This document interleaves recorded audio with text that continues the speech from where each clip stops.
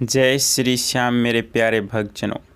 आज हम आपको निर्जला एकादशी व्रत की कथा सुनाने जा रहे हैं।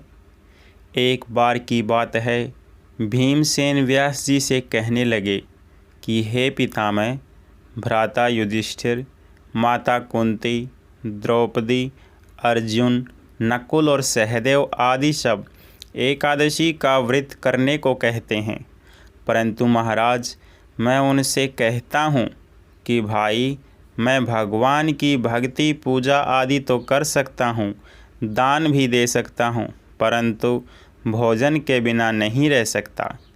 इस पर व्यास जी कहने लगे कि हे भीमसेन, यदि तुम नरक को बुरा और स्वर्ग को अच्छा समझते हो तो प्रति मास की दोनों एकादशियों को अन्न मत खाया करो। भीम कहने लगे कि हे पितामह, मैं तो पहले ही कह चुका हूँ कि मैं भूख सहन नहीं कर सकता। यदि वर्ष भर में कोई एक ही व्रत हो तो वह मैं रख सकता हूँ, क्योंकि मेरे पेट में वृक्क नाम वाली अग्नि है, सो मैं भोजन किए बिना नहीं रह सकता। भोजन करने से वह शांत रहती है, इसलिए पूरा उपवास तो क्या, एक समय भी बिना भोजन किए रहना कठिन है। अतः आप मुझे कोई ऐसा व्रत बताइए जो वर्ष में केवल एक बार ही करना पड़े और मुझे स्वर्ग की प्राप्ति हो जाए। श्री व्यास जी कहने लगे कि हे पुत्र, बड़े बड़े ऋषियों ने बहुत शास्त्र आदि बनाए हैं, जिनसे बिना धन के थोड़े परिश्रम से ही स्वर्ग की प्राप्ति हो सकती है। इसी प्रकार शास्त्रों में दोनों पक्षों की एकादशी का व्रत मुक्ति के लिए रखा जाता है। व्यास जी के वचन सुनकर भीमसेन नरक में जाने के नाम से भयभीत हो गए और कांपकर कहने लगे कि अब क्या करूं? मास में 2 व्रत तो मैं कर नहीं सकता, हाँ, वर्ष में एक व्रत करने का प्रयत्न अवश्य कर सकता हूँ।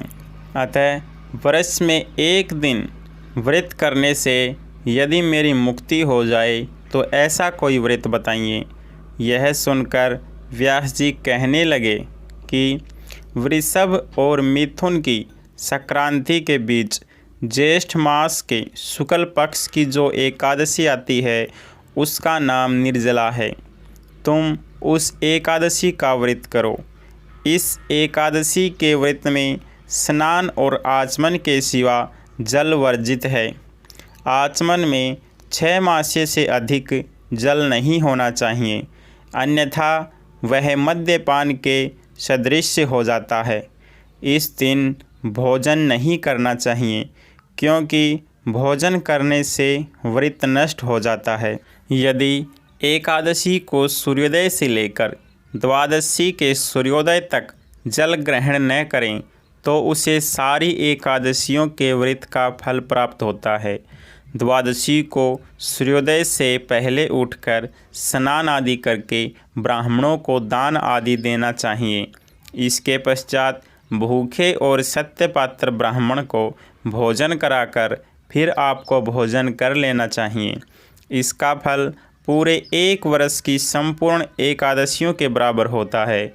व्यास जी कहने लगे कि हे भीमसेन, यह मुझको स्वयं भगवान ने बताया है। इस एकादशी का पुण्य समस्त तीर्थों और दानों से अधिक है। केवल एक दिन मनुष्य निर्जल रहने से पापों से मुक्त हो जाता है। जो मनुष्य निर्जला एकादशी का व्रत करते हैं, उनकी मृत्यु के समय यमदूत आकर नहीं घेरते, वरन भगवान के पार्षद उसे पुष्पक विमान में बिठाकर स्वर्ग को ले जाते हैं। अतः संसार में सबसे श्रेष्ठ निर्जला एकादशी का व्रत है, इसलिए यत्न के साथ इस व्रत को करना चाहिए।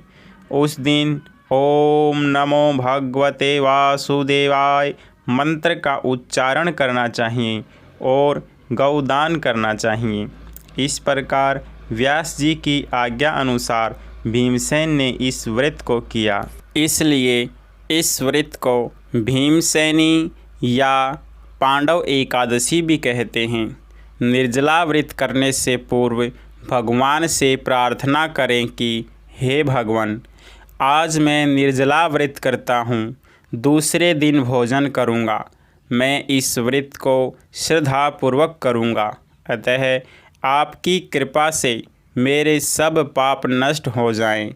इस दिन जल से भरा हुआ एक घड़ा वस्त्र से ढककर स्वर्ण सहित दान करना चाहिए। जो मनुष्य इस व्रत को करते हैं उनको करोड़ पल सोने के दान का फल मिलता है, और जो इस दिन यज्ञ आदि करते हैं उनका फल तो वर्णन ही नहीं किया जा सकता। इस एकादशी के व्रत से मनुष्य विष्णु लोक को प्राप्त होता है। जो मनुष्य इस दिन अन्न खाते हैं वे चांडाल के समान हैं, वे अंत में नरक में जाते हैं।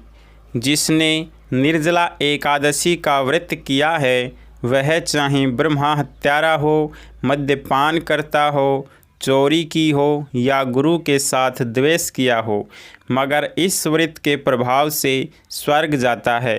हे कुंती पुत्र, जो पुरुष या स्त्री श्रद्धापूर्वक इस व्रत को करते हैं उन्हें निम्न कर्म करने चाहिए। प्रथम भगवान को पूजन, फिर गौदान, ब्राह्मणों की मिष्ठान व दक्षिणा देनी चाहिए तथा जल से भरे कलश का दान अवश्य करना चाहिए। निर्जला के दिन अन्न, वस्त्र, उपाहन आदि का दान भी करना चाहिए। जो मनुष्य भक्तिपूर्वक इस कथा को पढ़ते या सुनते हैं उन्हें निश्चय ही स्वर्ग की प्राप्ति होती है। प्रेम से बोलिए विष्णु भगवान की जय।